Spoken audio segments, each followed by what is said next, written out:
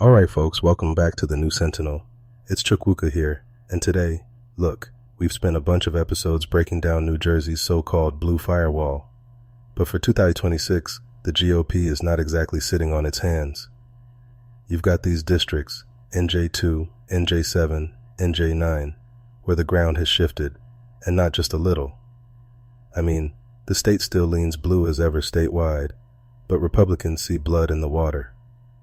NJ7 is toss-up city now, with Tom Keene Jr. holding on from 2024 by less than 2 points. NJ2 and NJ4 are still pretty safe for guys like Van Drew and Chris Smith, but it's places like Passaic and the suburbs where you can feel that pressure cooking. Yep. You know, Keene, Van Drew, and Smith, they got the name recognition, the turnout machines, and they're pretty much locked in. I mean, Van Drew walked to victory last time. The RNC is all about using those heavyweights as engines to pull up the rest of the ticket. But then, you look at their actual targets. They want to knock off Dems in NJ9, and maybe even that special in NJ11 if the Democrats start fighting among themselves. Drop a token conservative in there, make some chaos, and maybe you get lucky if the Dems cannibalize each other. It's straight playbook stuff, honestly. But let's not forget, the Republican inroads are very new and, well, often fragile. Even as we talk about Passaic flipping and big surges in places like Patterson and Perth Amboy, the statewide currents are still very Democratic, especially after Cheryl's landslide win for governor. That said, yes, the GOP does seem to be focusing on credible, less extreme recruits, diverse, more moderate faces.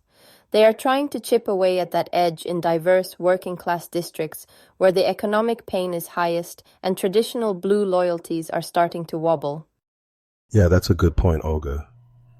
You know, funny thing, I was visiting family out in Passaic just last month. I got off the NJ Transit, and I swear, almost every yard had a Save Our Taxes sign, not a Biden sticker in sight. The realignment is palpable if you actually go there, not just read headlines.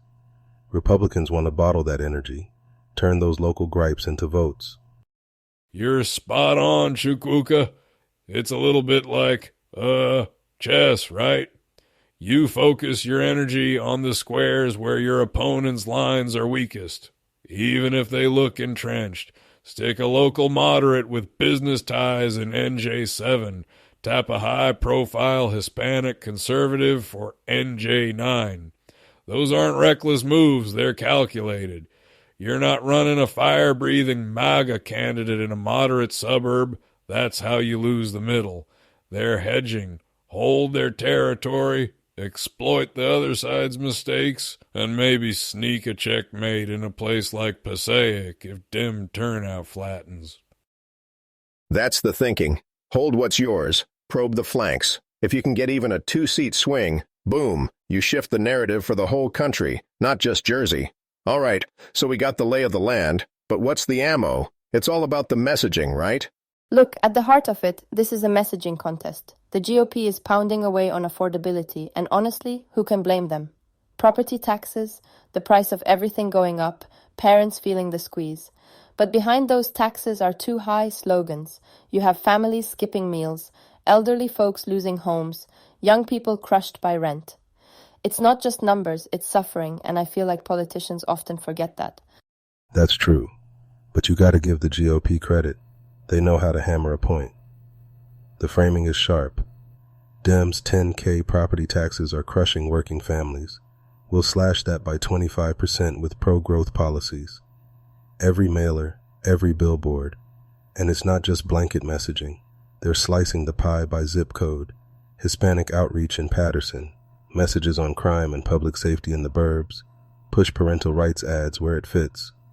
Probably learned a thing or two from that whole Chiatarelli strategy, riding bus tours and digital ads up and down Route 21. That's battle doctrine, plain and simple. Adapt to your terrain. Hit Spanish-language airwaves for Hispanics. Tell suburbanites you won't go hard on social stuff. But hey, we got your back on schools and crime. Mailers running right now are all about law and order. Democrats let fentanyl pour in. Governor Keene's crew will keep your family safe.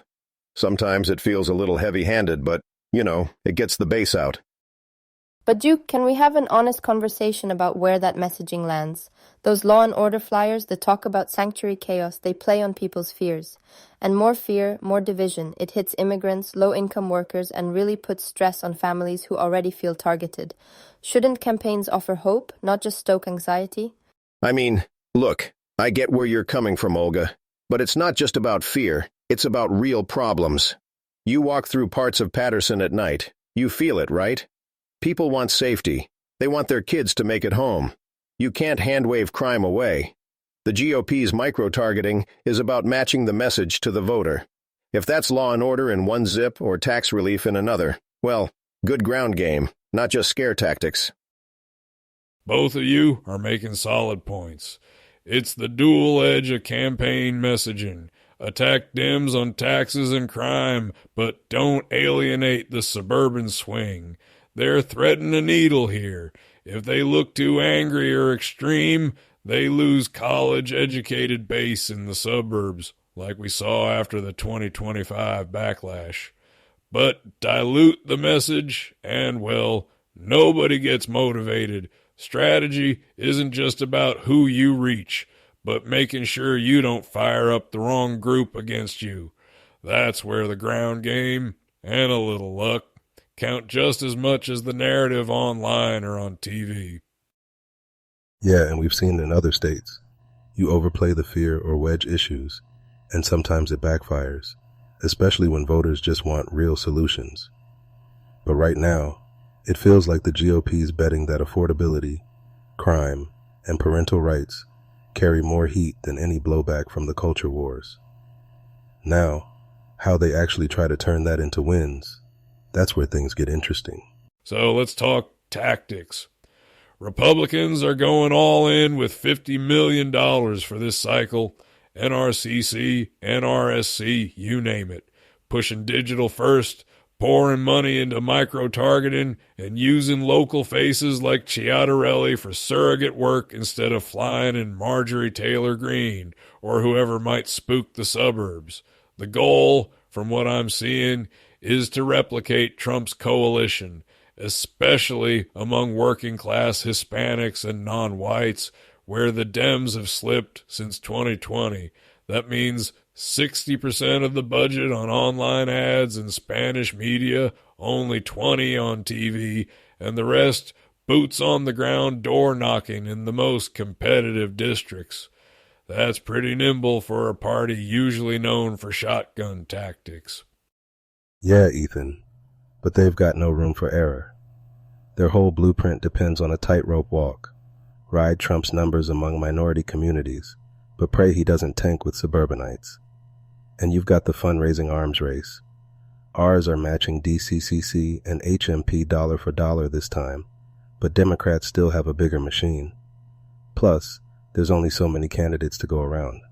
Like, NJ9's got just 2 Republicans while Dems have 3 times that fielded in other battlegrounds. They might run out of pawns before the game's half finished. And what happens if those wedge issues cross the line?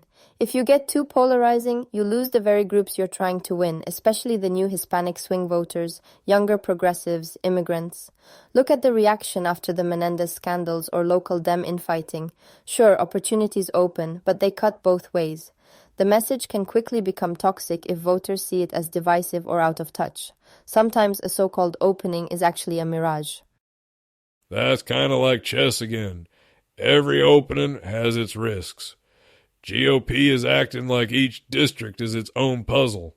Strike fast if there's chaos in a Dem primary, but stay disciplined. One mistake, Trump approval dips below 45% or a D-wave forms, and you pivot to local bread and butter issues, not national stuff. And you watch for legal potholes like stalled redistricting. So the question is, will all these tactical tweaks actually move the scoreboard, or are we looking at another blue wall?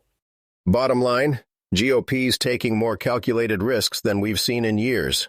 Recruiting moderates, pouring money into turnout, hyper-focusing their message. But if they stumble, or if Dems raise another $100 million, or turn out angry suburbanites, could all go south real quick. This is high stakes, even for Jersey politics. All right, team, let's wrap up.